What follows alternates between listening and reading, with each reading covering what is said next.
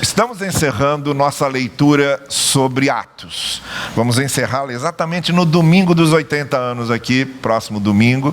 A gente está acompanhando o livro de Atos, registrando alguns textos, não de maneira seguida, vocês já perceberam isso, mas destacando textos pontuais.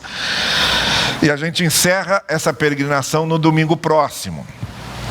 Ao mesmo tempo que a gente vai comemorar os 80 anos, nós vamos encerrar essa peregrinação que fizemos pelo livro de Atos, com a importância que o livro de Atos tem para nos guiar em termos dos seus princípios, dos seus valores.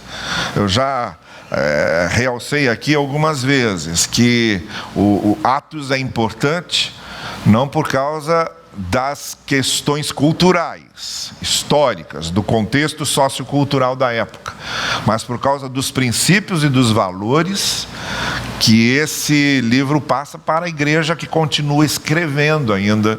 É um livro que não terminou, que continua sendo escrito, tá bem? E eu quero ler com vocês agora o capítulo 26 de Atos. Paulo está sendo levado a diversas instâncias da sua defesa. Nós vimos em alguns episódios pelos quais passamos aqui no livro de Atos, de que maneira Paulo era surpreendido e havia armadilhas para pegá-lo, para prendê-lo. E agora, nessa última parte do livro de Atos, ele está preso pelo império, pela lei romana, está sendo conduzido, porque ele pediu para ser ouvido em diversas instâncias, como cidadão romano, embora ele fosse judeu, embora ele tivesse uma cultura pluralista, ele era também cidadão romano, e por direito de nascimento. Então, como cidadão romano, ele tinha direito a apelar para todas as instâncias de defesa. E ele foi seguindo essas instâncias, até chegar na última, que nós não sabemos se ele chegou. O STF do Paulo era César. Diante de César, era o que todo cidadão romano podia apelar. Chegar até o momento até o lugar mais alto do império, que era ser julgado diretamente por César. E foi o que ele pediu. Ele apelou para César, e aí ele teve que ir passando por todas essas instâncias anteriores. Ele está aqui numa dessas instâncias, que é diante do Agripa, que é um governante bastante considerado, respeitado, e que tratava muito particularmente daquela área toda como representante do Império Romano. Havia aqueles que tratavam da coisa mais localmente, como era o caso de Pilatos, estava responsável ali pela região da Judéia, e à medida em que você passava para uma região maior, havia um representante do Império Romano responsável por tratar daquelas regiões maiores. Agripa é um desses. E aí você tem, ao longo do capítulo 26, uma coisa que Paulo ia fazendo em cada instância que ele passava. Ele ia repetindo a sua história e ia explicando por que é que ele estava pregando o Evangelho. E o que é que ele estava pregando? Aqui diante de Agripa, eu quero destacar uma frase só, que está lá no versículo 19. Ele começa a se defender, explica o que havia acontecido a ele, e lá no verso 19 ele diz o seguinte: assim, rei Agripa, eu não fui desobediente à visão celestial. Assim, rei Agripa, eu não fui desobediente à visão celestial. E é essa frase que nos basta hoje. E é sobre essa frase que eu quero refletir com vocês. Qual foi a visão? O que é que tinha acontecido? A gente já sabe. Atos capítulo 9. Paulo estava indo em direção a Damasco para surpreender, prender, enjaular cristãos que ele particularmente estava perseguindo. Já tinha acontecido anteriormente a morte de Estevão, que ele esteve presente. Em nome de Deus, e acreditando mesmo que estava na defesa das coisas certas, como uma espécie de representante do Deus que ele cria, acreditando de coração e de alma que ele devia fazer aquilo. Ele perseguia cristãos e permitiu ali, viu Estevão ser morto, achou que era certo. Olhando ali Estevão ser apedrejado por dentro, Paulo pensava, ele está colhendo o que ele semeou. Ninguém mandou ele fazer isso que ele fez. É responsável pelo que ele fez, está colhendo o que ele semeou. E deixou que o matasse. Mas havia uma outra questão por trás dessa, que era a defesa de uma verdade. E a defesa de uma verdade divina. Ele, como fariseu, os fariseus eram os mais apegados às interpretações literais das Escrituras. Eram os fundamentalistas da época. Então Paulo foi um fundamentalista. Não só foi um fundamentalista, como ele foi um literalista. Para Paulo sair de uma interpretação literal, agora vejam que loucura que é isso. Como é que a gente não consegue entender, e aí a gente tem que acreditar mesmo a uma ação do Espírito Santo, porque se não for a ação do Espírito Santo, não tem jeito. Um homem que acreditava que Israel era o único povo de Deus, que Deus havia se revelado para Israel e os outros eram simplesmente os gentios. Segundo, que acreditava naquela verdade literal de um povo como o único objeto de revelação de Deus. E que achava mesmo que podia matar para defender uma verdade divina, achava que podia acreditar naquilo, perseguir todos os que pensavam ao contrário, e permitir na morte desses que pensavam diferentemente dele.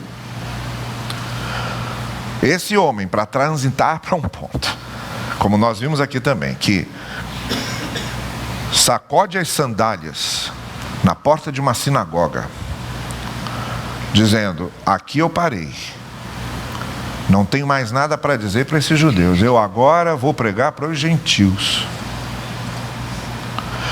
E depois escreve dizendo que o verdadeiro povo de Deus não é mais uma etnia, não é uma raça, não é um povo físico. E começa a dizer que o verdadeiro povo de Deus é formado por gente de todas as raças, de todas as etnias, de todos os lugares, contanto que passem pela graça. Um homem para sair disso e para chegar aqui. Então vejam o que essa visão celestial, o que essa visão celestial fez, que não foi só a visão celestial de Atos 9, o momento em que ele estava indo a Damasco, dar continuidade à perseguição de cristãos, e teve aquela visão de Cristo, conversando com ele, e ali, aquela visão que se estende a uma visão maior, a uma visão de que Deus não se revelou só para judeus, uma visão de que Jesus não veio só para os judeus, uma visão de que não é a lei que salva e não justifica, a visão de que é a graça que faz isso, e de que qualquer pessoa pode se tornar povo de Deus. Essa visão celestial que mudou a cabeça de Paulo, mudou a maneira como ele lia as Escrituras, mudou a maneira como ele via Deus, mudou a maneira como ele interpretava a história do seu povo, e mudou principalmente a sua vida. a maneira como ele via as pessoas, a maneira como ele interpretava a história, a maneira como ele aprendia com a palavra. Paulo reinterpreta praticamente toda a tônica dada até ali pelos fariseus, no seu literalismo e no seu fundamentalismo. Paulo reinterpreta todos os textos das Escrituras que até então ele via de um jeito e passou a ver de outro. E o que a gente tem hoje que chama de Novo Testamento, além dos 4 evangelhos e de algumas epístolas eventuais, o maior número de livros desse cânon neotestamentário, que foi fechado no século III, com esses chamados livros inspirados, dos 27, 13 são de Paulo. Então tem toda a razão quem diz que Cristo deu início ao cristianismo, mas quem sistematizou a fé cristã foi o apóstolo Paulo. Cristo revelou, mas quem ensinou como os cristãos deviam pensar o que Cristo revelou foi Paulo. Então mudou completamente. O que ele chama aqui de visão celestial é o que talvez haja de verdadeiro em visões celestiais. Visões celestiais mudam cabeças. Não se tornam historinhas para serem contadas para impactar o auditório.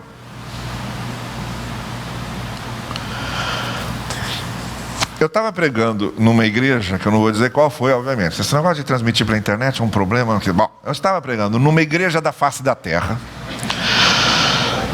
Quando depois do culto eu fui procurado por uma senhora que chegou para mim e disse o seguinte: pastor,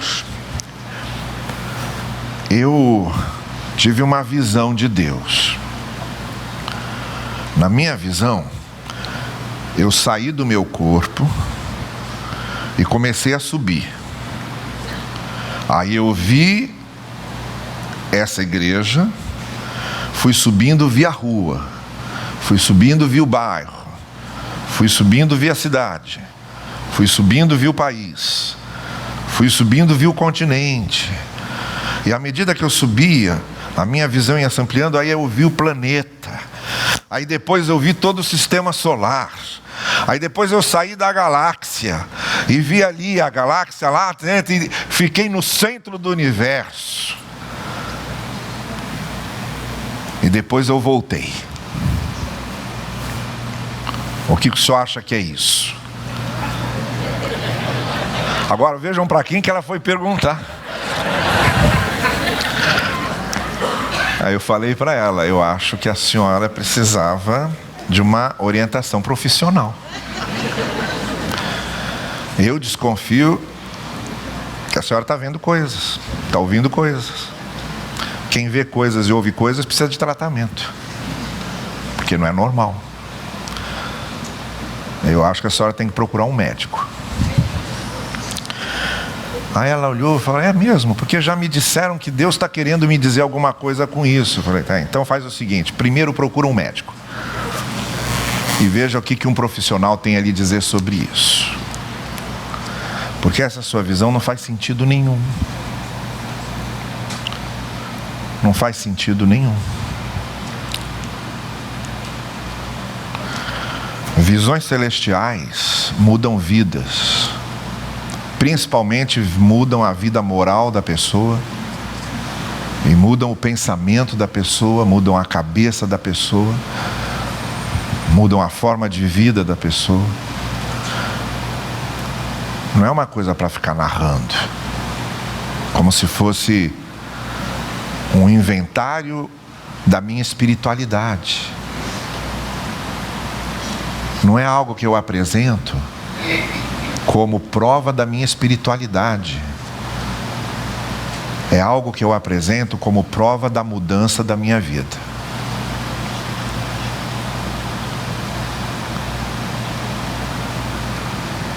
E às vezes essas mudanças são tão radicais que a gente passa de perseguidor a perseguido, como aconteceu com o apóstolo Paulo. Teve que pagar um preço por isso. Foi preso, foi perseguido, teve que sair escondido diversas vezes. Você lê 2 Coríntios capítulo 11, vê lá a listinha de desventuras de Paulo por causa dessa visão celestial. Visão celestial não é para ficar mostrando espiritualidade de ninguém. Visão celestial é para mostrar resultados concretos, mudanças concretas. Isso é visão celestial. A maior e mais importante visão celestial que alguém pode ter é: eu estou no caminho errado e preciso mudar de caminho. É a maior. Não tem visão celestial maior que essa. Compreender quem eu sou e o que eu tenho feito e o que eu preciso fazer para ser diferente. Que foi exatamente o que aconteceu com o apóstolo Paulo. E nós não estamos falando de uma pessoa que era promíscua, imoral, deslavadamente desavergonhada. Nós estamos falando de uma pessoa que orava, estudava as Escrituras, ia à sinagoga, vivia para a sua religião, defendia uma verdade a ponto de matar por ela. Esse, que quem olhasse diria: esse não precisa de transformação. Diz o apóstolo Paulo: eu era dos pecadores o maior. Essa é a visão celestial, que transforma uma vida de religiosidade literalista, fundamentalista, superficial, artificial, que defende um conceito como se fosse o único conceito verdadeiro da vida, que persegue os outros porque pensam diferentes, que pega e transforma uma pessoa dessa em uma pessoa da graça, em uma pessoa da graça de Deus. Isso é visão celestial. A gente está muito equivocado sobre as prioridades que nós damos no que nós chamamos de vida religiosa, de vida cristã, de fé cristã. As prioridades de Deus são completamente outras. Bom, então essa foi a visão celestial. E agora nós chegamos aqui a esse ponto em que, por causa dessa visão celestial, a vida de Paulo mudou completamente, a sua pregação mudou, sua visão de Deus mudou, sua visão das pessoas mudou, a visão da história do povo dele mudou tudo. E agora está diante de Agripa e diz essa coisa fundamental para todos nós, esse exemplo para todos nós. Quando ele diz: assim, rei Agripa, não fui desobediente à visão celestial. Então vamos lá. Primeira coisa, eu não posso ter testemunho, dar testemunho daquilo que eu não experimentei. Então a primeira coisa que eu preciso me perguntar é: qual foi a minha visão celestial? Qual foi a minha mudança? Qual foi a ação concreta de Deus na minha vida? O que foi que Deus tocou? E o que foi que Deus mudou? O que é que essa visão celestial que eu tive quando conheci o Evangelho mudou no meu viver? Mudou na minha conduta, mudou na minha maneira de pensar. Grande parte dos casos, nós não podemos testemunhar simplesmente porque nós não temos do que testemunhar. Não houve essa visão celestial, não houve essa mudança, não houve esse ponto, não houve essa guinada, não houve esse aprendizado, não houve esse encontro, não houve Atos 9. Se não tem Atos 9, não pode ter Atos 26. Se não tem um encontro com Jesus no caminho de Damasco, não tem como a gente querer encarar Agripa no palácio. Porque uma coisa depende da outra. A gente só consegue encarar Agripa no palácio E só consegue falar alguma coisa para Agripa se houve um caminho de Damasco na nossa vida. Se houve esse momento do encontro, da transformação, da compreensão iluminada do que é realmente o Evangelho. E não do que a minha religião ensina, ou do que o meu credo afirma, ou do que a minha tradição transmite, mas o Evangelho em essência, a visão celestial de Paulo, e além de Moisés, e além dos profetas, e além das escrituras de Paulo, e além da lei. Era a visão celestial do Evangelho. Se não há isso que vai além, se não há algo que vai além da mera tradição, do mero aprendizado formal, da mera institucionalização da fé, se não tem algo que vai além, não tem testemunho, não pode ter, não tem mesmo. Não tem o que dizer diante de Agripa. Então a primeira coisa que eu preciso me perguntar é: essa visão celestial aconteceu comigo? Essa compreensão do Evangelho da graça, dessa mensagem que transcende todas essas questões mais formais e que se tornam essência na minha vida, isso aconteceu realmente? Essa transformação ocorreu. Então essa é a primeira coisa. A segunda coisa é que Paulo, diante de Agripa, usa essa palavra: não fui desobediente. Ele teve a visão celestial mudou a vida dele, revelou o que é o Evangelho, e ele se tornou obediente a essa nova compreensão. Ele se tornou fiel a essa nova visão do que era o Evangelho para ele. Então aqui, em segundo lugar, nós conseguimos entender que a irmã gêmea da fé, a irmã gêmea da experiência da visão celestial é a obediência. Isto é, quando eu transito daquilo que aconteceu, da experiência que aconteceu e que se tornou a minha nova visão, a minha nova compreensão, para coisas concretas do dia a dia. Porque a fé e a visão celestial, a compreensão do Evangelho, não é uma coisa para se tornar um objeto de contemplação, de misticidade, de esoterismo, não é uma visão para se tornar ali num mundo etéreo. É algo para ser concretizado através de atos, de ações, do dia a dia. É para isso que o Evangelho veio, para nos conduzir nessa nossa experiência diária da vida comum.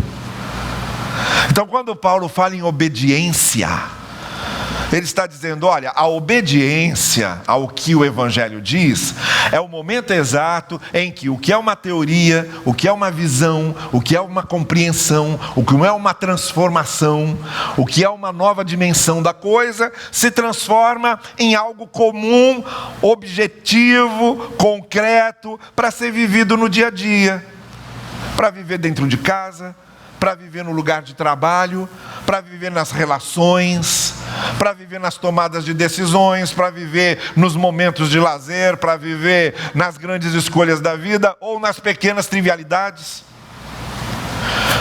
A visão celestial, ela vem para desembocar, para desaguar em coisas que nos equipam para a vida diária, para a experiência diária, para o cotidiano da vida, para o que realmente estamos lidando, para aquilo com o que realmente estamos lidando. Daí por quê? Em primeiro lugar, não há testemunho muitas vezes porque não há o que testemunhar, porque não houve uma visão de fato, não houve uma transformação de fato, nem uma apreensão de fato da verdadeira essência do Evangelho e do que o Evangelho é em si. E segundo, A gente não sente os efeitos mais imediatos do Evangelho na nossa vida, porque a gente não faz essas aplicações. A gente não obedece no sentido de transformar o que é uma visão celestial em algo concreto para o dia a dia, para ser vivido. Desde a maneira como eu trato as pessoas, porque a visão celestial implica diretamente nas coisas menores, desde a maneira como eu trato as pessoas, como eu convivo com as pessoas, até nas grandes questões das grandes decisões da vida. É para isso que serve o Evangelho. O Evangelho não serve para que a gente fique em volta dele, só celebrando o Evangelho, como se ele fosse um totem, desses totens que muitas religiões pagãs usam para ficar dançando em volta. Às vezes eu tenho a impressão que nós somos esses que ficam dançando em volta de uma ideia e não saímos de lá. Ficamos só dançando em volta daquilo. Ó, como isso é bom, ó, como é legal, ó, louvado seja, ó, que bom, ó, que coisa boa, que bom, que delícia, que bom, olha que coisa agradável, olha que coisa boa, é muito bom, e não sai disso. Mas nós não vivemos dançando em torno disso. Nós vivemos no trabalho, nós vivemos nas circunstâncias da vida, nós vivemos diante de grandes problemas, nós vivemos diante de grandes crises, nós vivemos diante de grandes dramas ou de grandes tragédias, como é o caso do livro que eu falei agora há pouco. Isso é que é a vida. Isso é que é a vida. A vida é o meu sustento, a vida é o meu trabalho, a vida é o meu convívio com as pessoas. Não é ali dançando em volta do totem, mas é o que eu faço fora dali. Então o Evangelho não é a arca do templo, para ficar em volta. O Evangelho não é a arca do templo para ficar em volta. O Evangelho vem para dentro da gente, se instala dentro da gente, e a partir do momento em que se instala dentro da gente, nos conduz a essa experiência cotidiana da obediência e do que a gente consegue viver e experimentar a partir do Evangelho. Então Paulo está dizendo, olha, eu não fui desobediente à visão que eu tive. Eu entendi, eu acolhi, eu fui transformado, e agora eu estou vivendo, e é por isso que eu estou aqui. Eu estou vivendo de acordo com isso que me transformou. Eu não consigo mais viver da mesma forma. Mudou tudo. Até por isso que eu estou preso aqui. Porque se eu continuasse lá, do jeito que eu estava, eu não estaria aqui. Não fui desobediente. E a terceira coisa que eu queria colocar diante de vocês sobre essa resposta de Paulo a Agripa. Além do fato de que ele tinha um testemunho, porque a visão celestial de Paulo mudou a vida de Paulo. Era um testemunho de mudança, de uma nova compreensão de Evangelho e do que o Evangelho faz. Em segundo lugar, se tornou um fator de obediência, de vida, de experiência cotidiana, diária, a partir daquilo que aconteceu para ele. Em terceiro lugar, ele diz, assim, ó rei Agripa, estava diante de uma autoridade, estava diante de alguém que podia julgá-lo, mas tinha uma visão ali, tinha uma compreensão ali também, que era o seguinte: eu estou diante de uma grande autoridade, em compensação, eu tenho comigo aquele que é a maior autoridade de todos.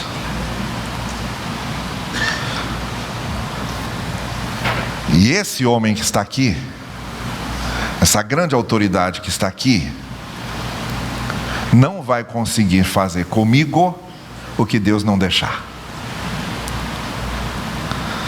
quando ele se dirige ao rei Agripa, quando ele se dirige àquela pessoa que o estava julgando, que pensava que tinha o destino da mão de Paulo, da vida de Paulo nas suas mãos, Paulo pensa e diz: olha, você pensa que tem a minha vida nas suas mãos, mas a minha vida está nas mãos do meu Deus. Por isso Paulo estava tão destemido ali, porque a visão celestial, além de ter mudado a sua vida, e além de ter dado a ele elementos concretos e bem objetivos para ele viver em obediência ao que ele aprendeu, também lhe dava para ele o grande consolo de saber que se Deus é por nós, quem será contra nós? Uma coisa é você partir para as ameaças da vida, para as crises da vida, para os perseguidores da vida, para os grandes problemas da vida, intimidado por não saber que não são essas coisas que têm a sua vida em suas mãos, mas que quem tem a sua vida em suas mãos é o Senhor, que morreu por você e ressuscitou por você. Isso Paulo sabia. Então Paulo não teve lá uma vida muito fácil, principalmente depois da visão celestial. A vida antes da visão celestial de Paulo era uma boa, calma, tranquila. Depois, esse homem não teve mais um momento de paz. Dali para o final, era provação em cima de provação, crise em cima de crise, perseguição em cima de perseguição direto. É só você ler ali Atos e ler as suas cartas e ver o que foi acontecendo com ele. Preso várias vezes, açoitado várias vezes, fugindo várias vezes, caluniado várias vezes.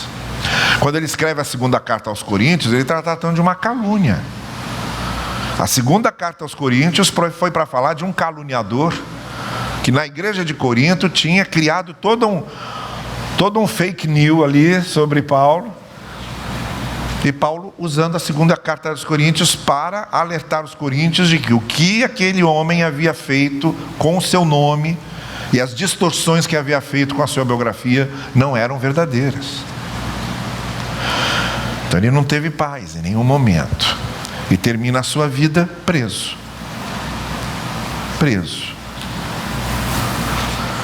Depois a gente vai saber pela história que no ano 64 o imperador Nero manda decapitar Paulo, como também mandou decapitar Pedro. Então não foi fácil a vida de Paulo. Só tinha uma coisa que segurava esse homem em pé: é se lembrar sempre: a minha vida não está nas mãos de Agripa, a minha vida está nas mãos de Deus. Não é Agripa que sela o meu destino. Não é Agripa que tem poder sobre mim. Ele pensa que tem. Ele até pensa que tem. Mas eu sei que não tem. E isso faz toda a diferença. Faz toda a diferença quando você sair daquela porta, voltar para a sua vida e para a sua luta do dia a dia, e lembrar sempre: quem tem a minha vida nas mãos não é a luta do dia a dia, não são as crises com as quais eu lido, não são os problemas que caem na minha cabeça. Quem tem a minha vida em suas mãos é o Senhor da minha vida. Essa era a grande certeza de Paulo. Por isso ele olhava para o rei Agripa e falava o que ele tinha a falar. Não é pouca coisa. Essa manhã, são essas três coisas que eu quero perguntar para você então e deixar você responder. Você já teve essa visão celestial que foi marcante, definidora? Não é algo que entra como história para ser contada, mas uma transformação real que muda a sua compreensão do Evangelho e que te dá uma mensagem, te dá um conteúdo. Esse conteúdo você já recebeu? A segunda coisa, você é obediente a esse conteúdo. O seu dia a dia é um desdobramento desse conteúdo do Evangelho que está dentro de você. Essa obediência é algo que se tornou a prática da sua vida. Em terceiro lugar, você se lembra, quando você está na maior crise, quando você está na maior preocupação, quando você está na maior aflição e quando você está na maior angústia, que não são essas coisas que comandam sua vida, que quem comanda a sua vida é o Senhor que resgatou e redimiu você. Você se lembra disso? São 3 coisas que eu gostaria que você perguntasse para você mesmo. E quando você fosse responder, respondesse com a letra desse hino que nós vamos cantar agora. Ele é o meu Senhor. Ele é o meu Senhor. Ele é o meu Senhor e me deu a visão que eu tenho e que mudou a minha vida. Ele é meu Senhor e por isso eu sou obediente a Ele e àquilo que Ele me ensinou. E vivo na minha vida o que Ele me ensinou. E Ele é o meu Senhor porque Ele tem minha vida nas suas mãos. Não tem nada que eu passe nessa vida que seja maior do que esta certeza de que a minha vida está nas mãos do Senhor.